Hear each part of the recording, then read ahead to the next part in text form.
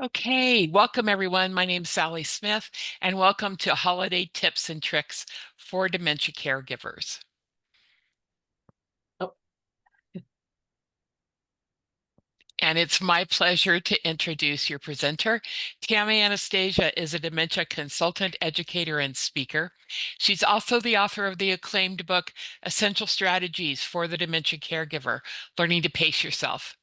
Tami holds a Master of Arts in Counseling, a certificate in gerontology, and a certificate in end of life. She's also a certified senior advisor. For more than 30 years, Tami has provided counseling services, dementia guidance, emotional support, and care strategies to family and professional dementia caregivers. She also facilitates twice monthly support groups. Please join me in welcoming Tami. hello, Sally. Thank you, everybody, for joining us today. Today, we're going to talk about holiday tips and tricks to see what we can do to help manage and make this holiday season as meaningful and memorable as possible. I'm going to start my presentation today by doing a quick poll. So if you wouldn't mind, just take a few seconds to read the poll question, which is pre-dementia, what was your favorite part of the holidays? So I've launched the poll. So if you're on a desktop computer, you should be able to see it. Maybe if you're on a phone, you may or may not be able to see it. But if you can, please go ahead and pick the one that was your favorite. And also just a bit of housekeeping. If we can hold our questions until the end, that would be terrific. Looks like we're getting a good response coming in. Let's just give it another few seconds.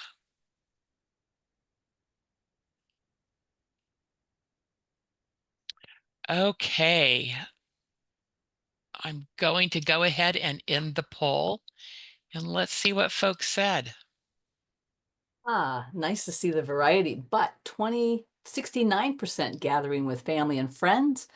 Let's see, 9% said holiday meals and treats, 3% exchanging thoughtful gifts, and 11% participating in family traditions, and 9% putting out festive decorations. Okay, thank you, everybody. I love reading the variety of responses. The reason I ask about pre-dementia is because things can change throughout the dementia journey. And so I wanted you to be aware that although what you might have enjoyed pre-dementia might shift, and that enjoyment and other things might become more appropriate given where your loved one's at in terms of the progression of dementia. So many people will share with me that when the holidays roll around, they often have mixed feelings, partly because they want to enjoy the festivities. They want to embrace the celebration because it is a time of celebration. But at the same time, it can also bring up feelings of loss, sadness, and grief. And the other thing people will often share with me is that it becomes more and more difficult to manage the holiday season as their loved one declines. So today I'm going to try to give you some tips and tricks on how to make this holiday season as meaningful as possible and more manageable. So there's 4 things that I recommend that people do. Let me try to change my slide here. Okay, first thing is to change your expectations. This is really hard to do, but you want to change your expectations of yourself. We tend to want to hold on and try to meet standards that we've met over the years. And now your situation is much different, and we're trying to manage taking care of a loved one with dementia. So I want you to give yourself permission to change the expectations that you have of yourself, and also be more aware of how your loved one has changed, and we may need to change our expectations of them. We tend to focus on the things they can't do, but I do want to hone in on the things they're still able to do, but we might need to modify what that looks like, and I'll talk about that. So ask yourself, What can I do this holiday season that would make things easier for me?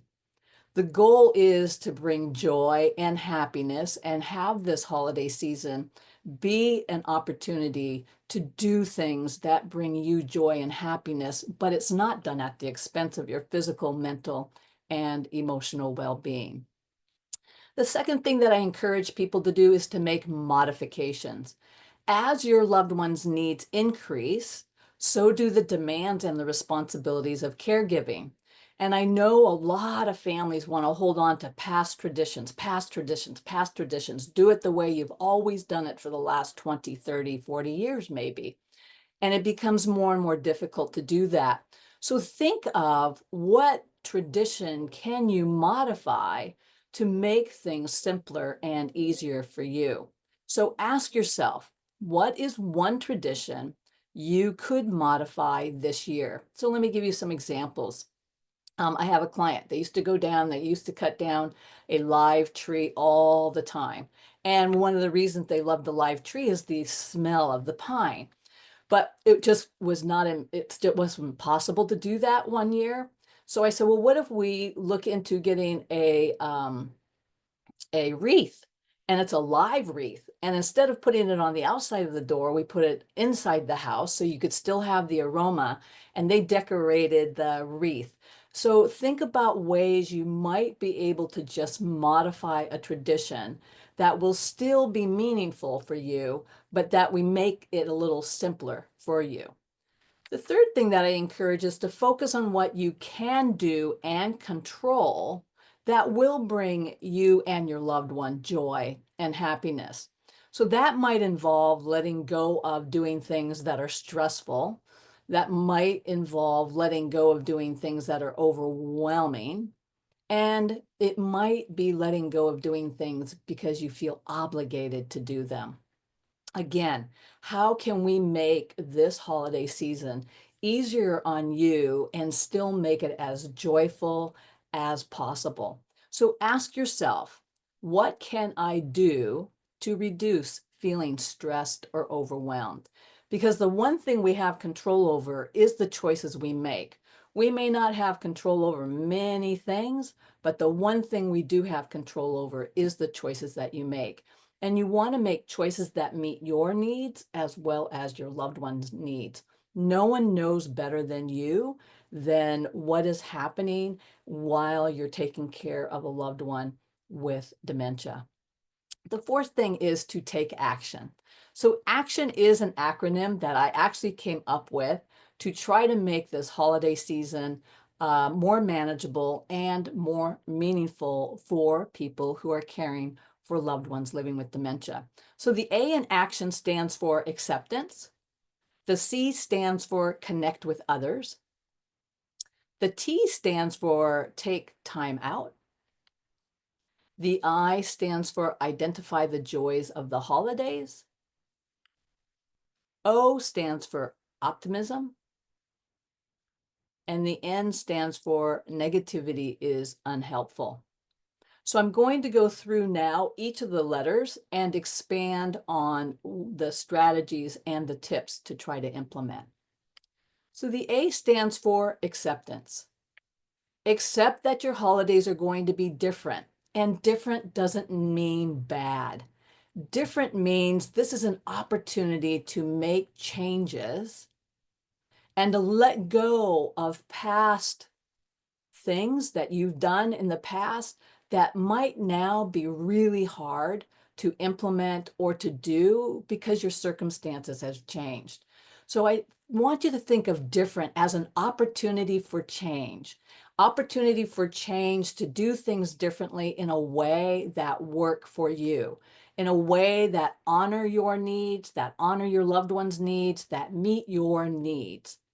And then that might involve starting new holiday traditions or rituals. So you could think of what might I start? Maybe something very simple as just having cocoa with your loved one.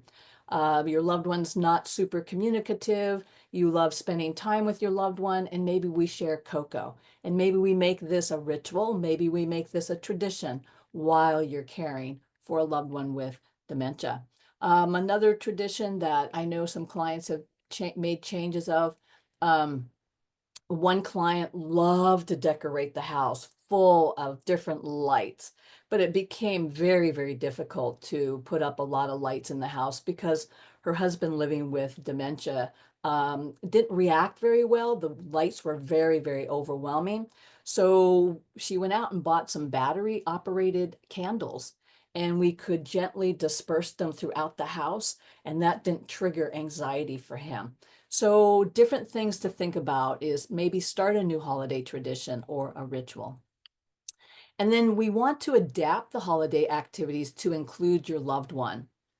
As they decline, I know that sometimes they can seem disinterested, or as apathy sets in, they're not as engaged, but yet there is a human need, and all of us want to feel included in events. And it's important that we still include them, but we include them in a way that honors the abilities and what they're still capable of doing. So instead of focusing on what they can't do, let's look at what are the things they can still do and adapt activities to meet their needs. So what does that look like? So here's some examples. There was a gal that just was a wonderful cook, and especially at the holidays, she used to cook a lot and make special meals. Anyway, so her husband and I brainstormed, and we actually had her peel the vegetables. So she felt included in the preparation. She felt included that she was preparing and doing something special during this time of year. I have other clients where maybe their loved one just stirs the pot, or cleaning silverware. Wrapping presents is one of my favorite, where we can include a lot of people living with dementia in the process of wrapping presents. Rolling cookie dough. I've had several clients who have their loved ones roll the cookie dough, and it becomes sort of a game, and they might be listening to music at the same time, and they're singing and they're rolling the dough. It's just a lovely way of bonding and including and connecting with your loved one and having them participate in the holiday season. Putting sprinkles on cookies or chocolate chips inside the cookie dough. Decorating the tree together. So sometimes clients will share with me that it depresses them, that their loved one no longer sets up the tree and decorates the tree. But what we can do, if the tree is super important, we can still have them participate in the activity of decorating the tree. We have them hand you the ornaments, or maybe we give them the ornament to hang on the tree. But this might be something now that you could do together. And again, that connection, that involvement is super, super important. And I want to make sure that you feel connected with your loved one throughout the holiday season, as well as allowing your loved one to feel connected throughout the holiday season. And then putting stamps on envelopes or sealing the envelopes. These are things that, again, I don't know any of you individually, but these are just some ideas that creatively, how could we still engage and have your loved one participate in the holiday season? And then also maybe decorate and fill stockings. So think of the holidays may be different, but they are a wonderful opportunity to insert change. And change can be a really positive thing. So some other things, create new traditions. I actually did have a client who made 25 cards, and inside the cards that you see hanging there in the photo on the left upper corner, she actually wrote down nice little things to read to her husband. Today's a beautiful day because we're spending time together. Today is the night before Christmas, or anything. And there was 25 messages that she read every day. And this was a new tradition she started. With another client, her husband was a construction worker. And so he needs things to do with his hands. So she had never, ever, ever built a gingerbread house. And this is something that she and her husband ended up doing together. And I actually just thought about this idea. I have a client and her father, and this is something she and her father are going to do together. So we just want to think of different ways of still making the holidays a special time of year, but we may just need to change what we do to make it a special time of year. And then one that I've implemented, this idea was a friend of mine.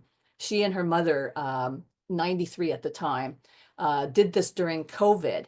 And it's a beautiful thing where every day there's something that they did. Now you can always change what you write down because your needs are going to change. But what I love about this idea is that again, this goes for 31 days. Every single day I'm making a point to do something that is involved in some festivity or fun or celebrating the holiday season. So these are just a couple creative ideas on how we can still make this holiday season meaningful and memorable. The C stands for connect with others.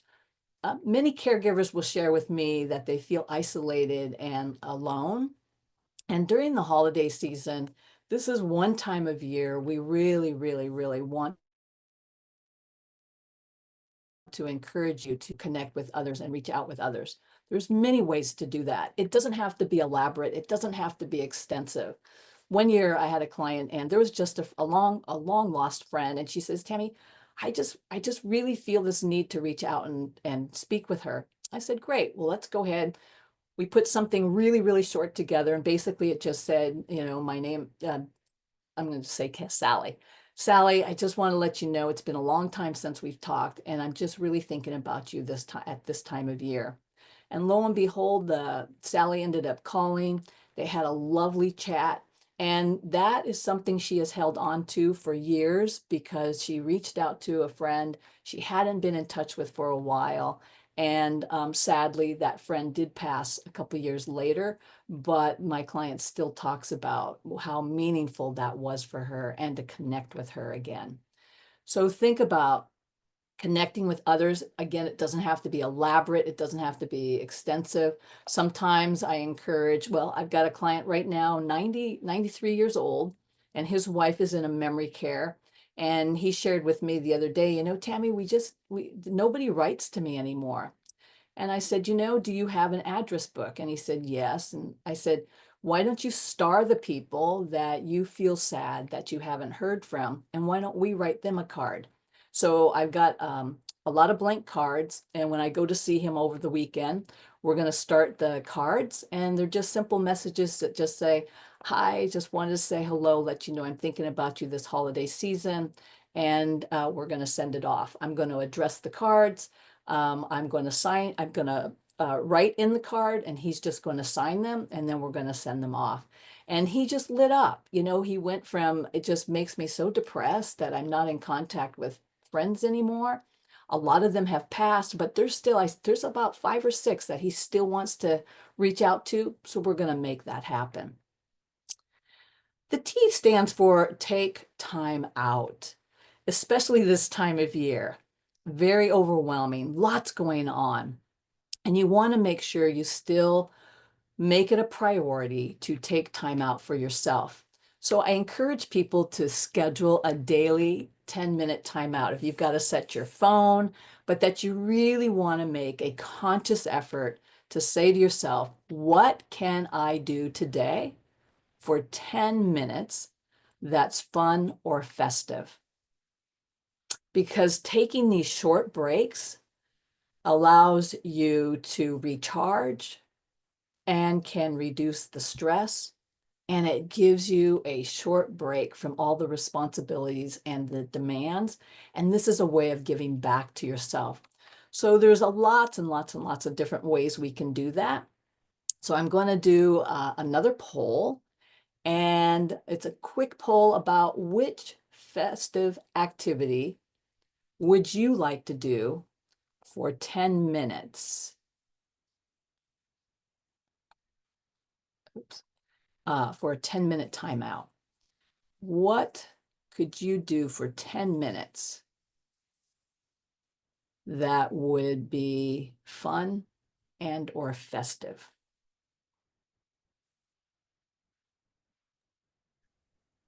Great. We have responses coming in.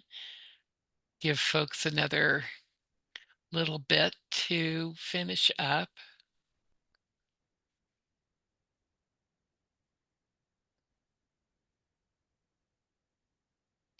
Okay, I'm going to go ahead and end the poll Okay. and let's see what folks said.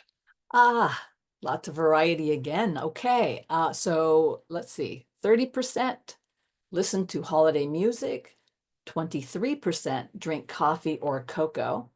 14% said meditate, and 21% call a friend. 2% said read holiday stories, and 9% said snack on holiday goodies. So thank you all for sharing what you might all do for 10 minutes. Really make a conscious effort to schedule 10 minutes into your day and really, really do something very fun, festive, kind, nurturing, so that we also make you a priority throughout this holiday season. Okay, next. Identify the joys of the holidays. So I look at the holidays as an opportunity to celebrate the people we love as well as the people we miss. And I use this time of year and think of different activities or the joys that make me feel connected to a loved one that may either still be living and or connected to a loved one that I miss who passed away. So my father actually passed away the day after Thanksgiving several years ago. And sometimes the holidays are on the anniversary, the Thanksgiving is on the anniversary of his passing. But I love this time of year because it allows me to celebrate his life, and it allows me to feel connected to him more emotionally and spiritually. So let's see if there's ways that there are things during the holiday season that may make you feel connected to your loved one living with dementia. That could be sort of a celebration of life, celebration of the life you've lived together, a celebration of them. And then also, again, a way of celebrating those people that we miss. So for me, one of the things I do that celebrate my father is going for drives to look at outdoor decorations. It's something we did when I was a kid, even as an adult. So when I do these drives, I really feel a connection with my father. Then I had a dear friend who died of glioblastoma, which is a tumor, brain tumor, a terminal brain tumor. And one of his favorite things was to listen to holiday music. And there's certain holiday music that he just absolutely loved. So I take time this year to play that holiday music. So it makes me feel and puts a smile on my face, and it makes me feel connected to him. And then I have another friend, and one of the things we used to do, who passed away, we used to always make a date during the holidays to go window shopping. Window shopping for me is very fun for the decorations, not so much to spend money, but for the decorations. And so there was a certain mall that we would go to and a certain date that we would go and do it. And I still go and do that. So think about what are some ways that we can use the holidays and identify those joys that will make us feel connected, and a way of celebrating lives and the people that have been very important to us. So I love this idea, and this is going to vary from person to person, but think about the people that are special in your life, think about the people you've missed, and see if somehow we can use this time of year to make you feel connected to them emotionally as well as spiritually. Next is optimism. So during the holiday season, there are actually things that are very, very, very good to do for people living with dementia. So I'm going to go through what those things are. What can you do? One is to try to maintain a consistent schedule and routine. The holidays can be a time where we get out of our routine And for people living with dementia, super, super, super important that we still try to maintain a consistent schedule and routine. Now, the activities can change. The routine and what we do in the order of what we do is what we want to maintain. So let's say at 9 o'clock you have breakfast. Then maybe at 10 a.m. you want to wrap gifts. Then 11 a.m. you go out in the backyard and you sip, coffee. Then maybe it's lunch and then another activity. The key is that we maintain a consistent schedule because this provides some normalcy for people living with dementia and some predictability. There's some order in their day, and this is super, super helpful. So when the holidays hit, we still want to try to maintain as much of a consistent schedule and routine as possible. Then you also want to update family and guests about your loved one's behavior. We always want to preemptively kind of let them know where your loved one is at. So when they come, they're not taken off guard or they're not surprised. Now, I am going to say something about this. You can tell people about your loved one, and it's not uncommon that family and friends will spend time with you and think, wow, George did great. I didn't see anything that you said that George seemed really, really good. That does not dismiss your reality. We are going to give people information. They're going to see what they're going to see. But this is something that I hear constantly in my private practice, that people will make comments because people will only see what they want to see. It does not change your reality. So I just want to give you a heads up. You still want to give family and guests a heads up and an update about your loved one's behaviors. And don't be surprised if people downplay it and try to make it, a much better situation than it really is. So when they do it, you just say, yep, today George is having a good day. Well, it's so good. Would you ever want to come here and maybe spend 24 hours while I go and take a break? Just know that people will say that because of what their comfort level is, okay? But it doesn't change or dismiss the realities of what you are living with. Minimize confusion by designating a quiet place for your loved one. People living with dementia need a place to go where they feel safe and it is quiet. They can get easily overstimulated, agitated, and anxious. You're going to want to read their body language, but we always want to have a safe place, a quiet place for them to be able to go to. And maybe if needed, they need to spend most of the time in that room, then we individually, quietly go in one by one, not overwhelm them, and just spend a little quality time with them. And I think that's also what's important about the holidays. It's about quality of time and not get caught up so much in the quantity. Quality goes a long way. A little something is better than a lot of something, and then your loved one is out of sorts. So always have a place where they can go, that they're comfortable, that's quiet, that they feel very safe in. And then ask family members or friends to be your loved one's buddy. So what do I mean by that? We want to give you an opportunity to enjoy talking to other people and enjoy doing some other festivities as well. So we may designate, one or two or three people that maybe could speak to your loved one and talk about or reminisce with them or listen to music or watch a movie with them. So it frees you up to do some extra visiting with other people. It frees you up to do other things. And yet we're also taking care of your loved one by providing them with somebody to interact with them. So maybe your daughter could, sing music or listen to music with your husband. Maybe it's somebody watching a wonderful holiday movie, a friend, a family friend. But you do want to designate a few people who could be your loved one's buddy so that it can free you up to also enjoy some other festivities of the holiday season and enjoy being able to speak with people without being worried what's going on with my loved one. I'm worried about my loved one. we have people who are there, who are spending time with your loved one to free you up, and your loved one gets to enjoy the visits with other family and friends as well. So it's really a win-win. Keep outings brief so they don't exceed your loved one's limitations. With or without dementia, we all have a certain threshold. And if we exceed that threshold, then we can start to get tired, we can start to get anxious, irritable. So with people with dementia, they're going to have a threshold. You want to start paying attention to what that body language is and know what that threshold is. And that threshold can vary.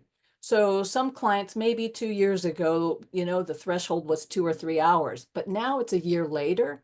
That threshold may be much shorter, might be 30 minutes, might be 45 minutes. You don't want to exceed that threshold because we want to try to avoid anxiety and we want to try to avoid the irritability, getting angry. So really try to figure out between now actually and Thanksgiving and as we lean into Christmas and Hanukkah, start paying attention to what that threshold might be and really try to keep the activities and the stimulation underneath that threshold. So 20 minutes, we know they're good. Oh, we get close to 30 and they're just, you can see it in their body language. We'll cut the activity off at 20 minutes and then let your loved one do what they have to do. Then also schedule festivities and activities earlier in the day. So there's a term called sundowning. And this time of year, now that the days are shorter, the sundowning can happen earlier in the day, around 3 or 4 o'clock in the afternoon. And sundowning is something that happens where we might see them starting to get a little anxious, might get a little more irritable. They start to get out of sorts. And for people living with dementia, as the day goes on, they're going to get more and more tired.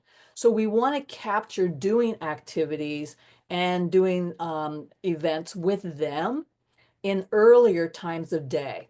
And we'll see what that looks like. Maybe it's 11 to 2 p.m., 11 a.m. to 2 p.m. We're going to want to do activities during the day of time where your loved one has their best day, where they are the best at functioning. Later in the day, they're more tired.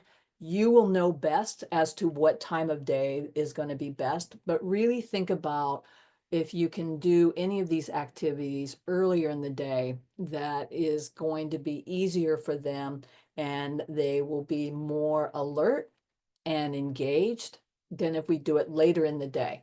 But again, you all know your loved one better. Just focus on what that time of day might be that would be best to do some of these activities with them.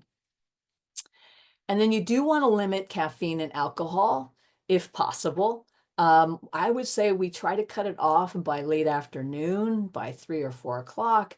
We try to limit it as much as possible altogether, but I also know for many families, it's a tradition, and I think just be very mindful of trying to limit and cutting it off earlier in the day rather than later in the day. Some other things that are super helpful and beneficial. Make name tags for everyone. Now, your loved one might say, why are you making name tags? I know everybody who's coming. And your response might be, well, I made name tags because everybody has a special place at the table, and I want to know where that special place is. If somebody says, but I know everybody's names, then another response could be, well, I know you know everybody's names, but it's been a long time since we've all gotten together. And there's some people that are joining us, and I'm just trying to help them remember. But I know you remember. But this is something that's actually quite advantageous to do, is to have those name tags. And then depending on where your loved one is at, and if they don't know names and they don't recognize familiar family and friends, then make sure your family and friends introduce themselves and just say, hi, Bob, it's Tammy. Hi, Mary, it's Tammy. It's so good to see you. Go ahead and introduce yourself and say what the name is, because we want to make things easier for them as well. And then host smaller gatherings. Some people might do better in a smaller gathering than a large gathering. The key is to try to figure out how to keep from overstimulating them, and that can vary day by day, hour by hour. And these are just some suggestions that might help make this holiday season more manageable, and we're honoring and respecting our loved ones living with dementia and trying to do things and include them in things at a level that is comfortable for them. And again, avoid too much stimulation. Some things that just off the top of my head that are overstimulating is a lot of people talking all at once, a very, very loud room, TV loud, and people talking over the TV. These are just some things to kind of keep in mind that can be overstimulating. And again, what's that threshold? Where is their threshold? And then we can always participate in virtual holiday gatherings, toasts, contests, and sing-alongs. You know, the one nice thing about Zoom, or one nice thing about the pandemic is that we have ways now of connecting with people in different parts of the world, different states, and still be able to connect and share some time with these people doing holiday things, but maybe we just do it via Zoom. And then ask for help. This is super, super, super important. I know it's very hard to ask for help, but ask for help. Ask for what you need. When you have family and friends, be specific on what that is. So I'm going to use myself as an example. As I mentioned, one of my favorite things to do is to go look at holiday decorations. As my vision declines, it's very difficult for me to drive at night. So I have two people that I asked and make arrangements to take me out so I can go and look at the holiday lights. So think about specifically what you need help with. Do you need family to come and help you prepare? Do we need somebody to stay with your loved one for a little while? Do we need someone to help you decorate the tree? What do you need help? But be very, very, very, very specific on what it is that you need. I truly believe a lot of us want to help, but we won't know what you need until you let us know specifically what it is that you need help with. So I really want to encourage you to ask for help, because it can just make things so much easier and better for you. And remember, we want to spend quality time, and it's not so much quantity, and asking for help will allow you and free you up to spend quality time and truly embrace the holidays in a way that honors and respects your needs as well as your loved one's needs living with dementia. Okay, N stands for reduce exposure to negativity. This is one time of year that maybe you want to reduce exposure to negativity. So what might be some ways we can do that? Limit exposure to the news. I will honestly say I don't listen to the news much during the holiday season, and instead I happen to live in Hallmark land. I really try to reduce how much negativity I'm exposed to, because the holidays only come around one time a year, and I truly want to embrace the holidays, and I want to do things that really are joyful and make me happy. So I'll do the best I can to reduce my exposure to the negativity, whatever that may look like. Now, can I do it 100%? No, but I'll do the best I can to limit that exposure. Then also reduce exposure to people who are judgmental. Now, I know we have family and friends who are very judgmental and can be very critical. So a couple things there that we could do is safety in numbers. You just don't spend as much time with those people, and spend more time talking to the people that you enjoy. Expect that they may be judgmental and critical, and just sort of detach and not be engaged in what they may say or do. That can be super upsetting for you. And just try to be very neutral, but anticipate it. You know, the best offense is the best defense. Anticipate what you might be subjected to and have a plan for how you want to deal with it. Because I think, again, people are going to express opinions and they do have judgment and they do have things that they say sometimes that aren't so helpful, but we can determine and choose how we want to deflect it and protect ourselves. Also, set boundaries and say no. This is one that I practice frequently. It's very hard for me to say no. Say no to things that are you don't have energy for. Practice saying no to things that you don't have the time to do. Practice saying no to things that you may not want to do. Practice saying no to things that are going to burn you out and exhaust you. It is okay to say no. You're doing a lot caring for your loved one living with dementia. You have a right to say no, and it is okay to say no. And I know it's hard to say no and the guilt and everything that comes up, but try to do the best you can to set boundaries and say no to those things that you really, really, really don't want to do. And then also accept compliments. You know, this time of year, especially for me, I love to compliment and express my gratitude and my thank you for people in my life. And if somebody's inviting me over and they've taken the time to put something together and I've been invited, I want to compliment them. I want to thank them and just allow yourself to say thank you and then also deliver the compliments. You know, it feels good to compliment people. It makes us feel good to receive them, and it also makes us feel good to deliver and offer compliments as well. I know a lot of people have a hard time accepting compliments, but please, really, when people are complimentary, really, really, really know that we mean it from the bottom of our heart, and we truly, truly are grateful to you, and we want to express our gratitude.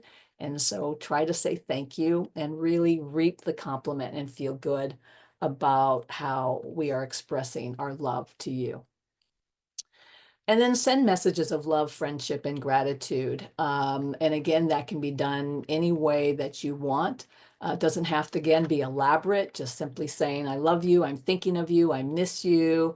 I saw Frosty the Snowman on TV the other day and it made me think of you.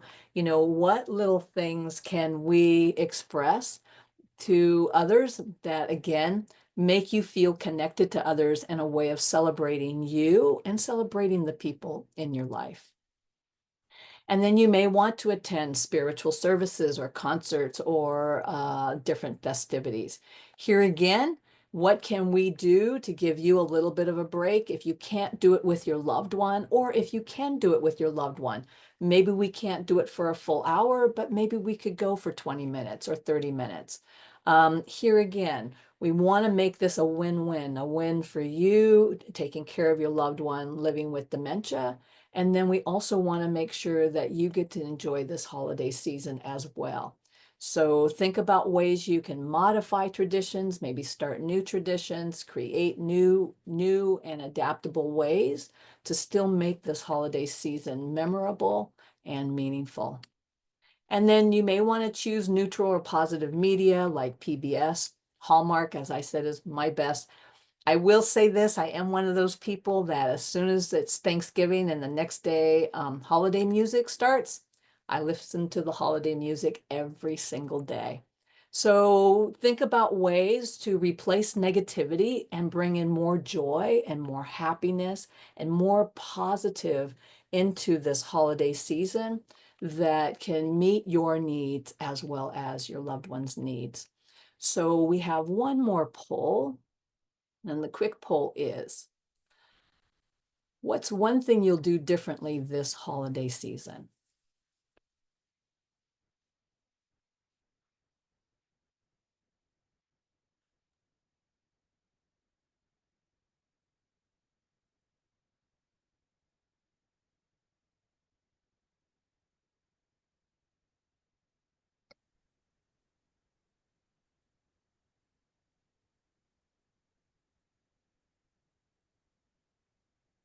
Okay, we're going to wait a few more seconds to let folks make their choices. Okay, I'm going to close the poll. Let's see what folks said. Okay, so 14% said create a new tradition, 7% connect with others, 38% said simplify holiday activities, 21% take time out for yourself, and 19% reduce your exposure to negativity. Okay, I love reading the polls. It's nice to see the variety of responses. So there is something before I close I do want to also mention. For those of you who do have a loved one at a care community and or at a board and care home, I do want to say all of these things are applicable to those situations as well. But there's a question I'm often asked, and that is when a loved one is living at a care community or a board and care home, the question I get a lot is, do I take my loved one out and bring them home? So it's a very personal, individualized answer based on the information that I gather. But one thing I want to bring to everybody's attention is if your loved one is in a place where they're still asking to go home and they're in a care community, I do want to caution that bringing them out for the holiday season can make it more difficult for them to transition back into the care home and or the care community. So as I talked about earlier, modifying and adapting our holidays, when someone is in a care community constantly asking to go home, to go home, to go home, not necessarily the home you're living in, but might be a home way in probably your childhood home. But what can happen is that transition from taking them out of now a familiar environment, which is the care community they're living in, taking them out and then them having to adjust into now another environment can make it very difficult for them to transition back. So I just want to caution that when I get that question, one of the first things I want to know is your loved one repeatedly asking to go home? Then I'm going to err on the side of caution and say, you know what, let's bring the activities to them. Let's do things. You can ask, a lot of these care communities can have a private room. They often have a lot of celebration things going on, and we will meet them where they're at. We will enjoy the holidays in their environment, their new environment, where they are, so that we try to minimize the risk of taking them out and then them not wanting to go back. So I just wanted to kind of make that statement that that's something that's really a hard question. We don't want them to feel left out, so we kind of feel like, okay, well, we'll include them. But remember, things have changed, and if they are asking to always want to go home, I'm just going to caution you, it may not be the best choice to take them out of an environment with the risk of them having a difficult time transitioning back. Okay, so I just didn't want to end this presentation without making that statement. So in the end, we do want to wish everybody, each and every one of you, as you take action, we do want to wish you a safe and happy holiday season. I am more than happy to take questions. Before we do that, I am going to turn this back over to Sally. So thank you everybody for joining us, and I look forward to your questions. Thank you, Tami. Can you advance the slide, please? So if you need guidance this holiday season, Tami's here to help, and she can help in a variety of ways, counseling for caregivers, coaching for families, help with those with living with dementia. Whatever you may need, she is there to help and to help you get through the holiday season joyfully and with less stress. And so there are a lot of circumstances under which you might need Tami's services. So, if you're struggling with your loved one's behavior, if you're struggling with burnout, if you need, a care plan or referrals, and again, if you have dementia and need some guidance, there are a lot of ways that she can help. And we want to congratulate Betsy Beavers. We drew names, and you won a free support group. And I will follow up and send a note to you probably tomorrow about how you can redeem that. As a reminder, Tami's book, Essential Strategies for the Dementia Caregiver, Learning to Pace Yourself, is available on Amazon and Audible. And if you haven't read it yet, I strongly suggest you do. That will also give you the toolkit you need to help you through the holidays. Thank you so much for joining us. And now we're going to stop the slide deck so you can ask any questions you might have.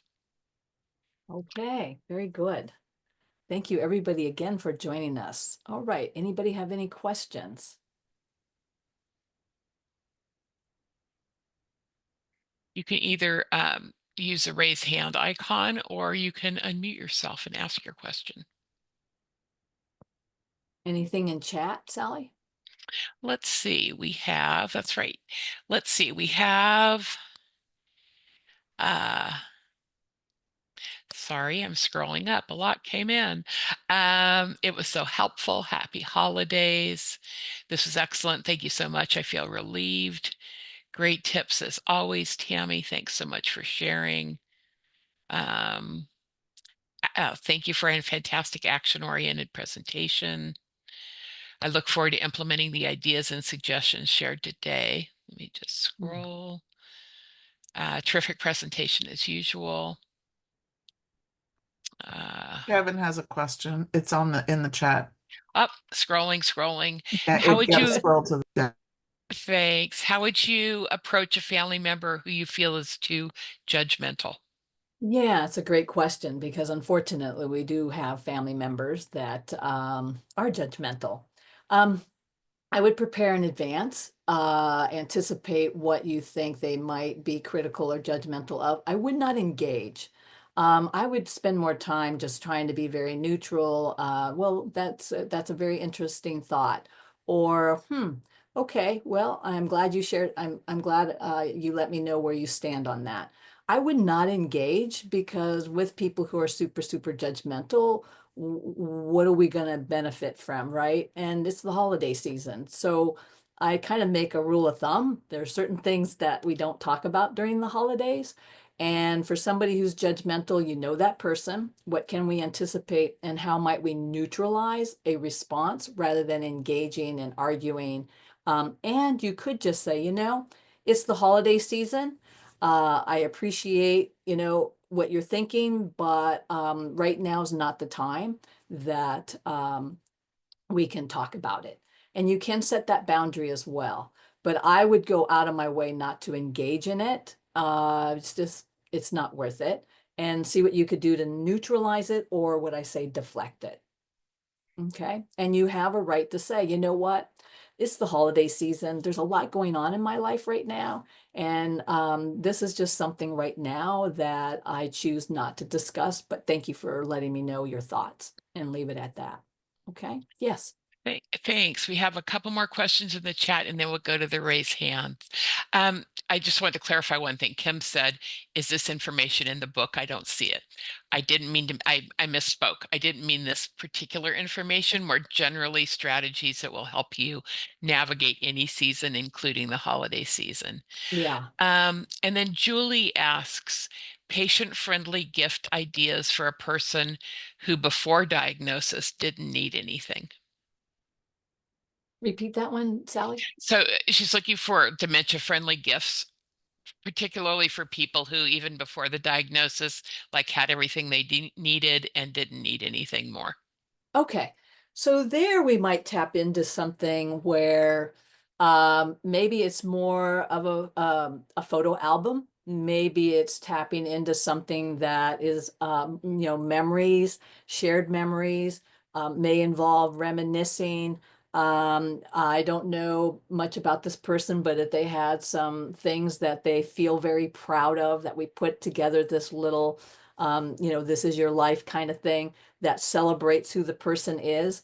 Again, not having specific information about the person, but think about what might resonate with them. And again, it's all about how could we celebrate the person, right?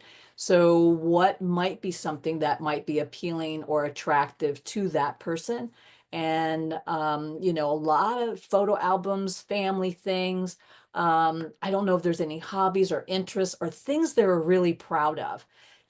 People with living with dementia will repeat things over and over and over again. A lot of times what they're repeating are things that are important to them, that are memorable. So what are those things, is it successes? I had a client and we heard a million times how much he scored the winning touchdown in high school, right? So what we did is we put together a little album, we put the high school, we put his name, and we just filled it with different memorabilia and made that a gift for him. So what things do you think your loved one that find appealing and attractive and would really enjoy? Thank you. Lana, go ahead. Hello, Lana? Hi, thank you again. Can you hear me okay? Yes. Okay, great. So, I have a brother who's here locally. We don't do holidays together. My mom is living with us now. Okay. She's been for a little over 5 months. Okay. Um, his family is very, little dysfunctional. It's challenging. Um,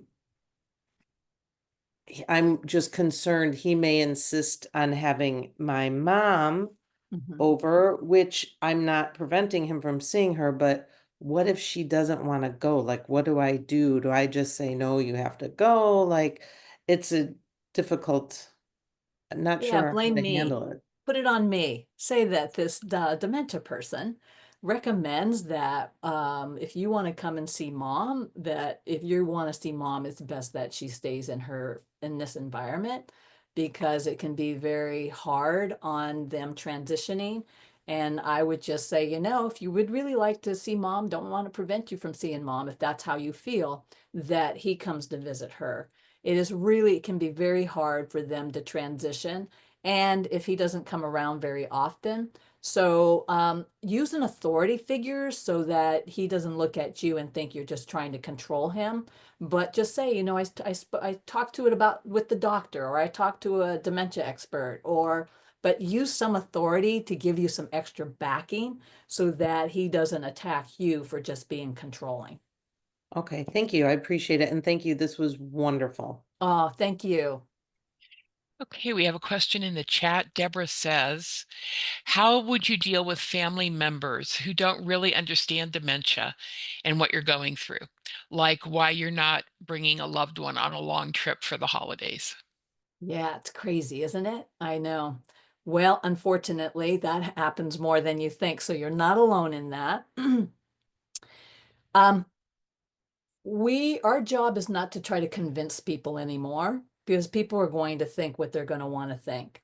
I think you know what's best, and you just simply say, I know how important it is that you think that we should be coming to see you, and I know how much you would love for us. So I guess first thing, let me back up. Validate what you hear first.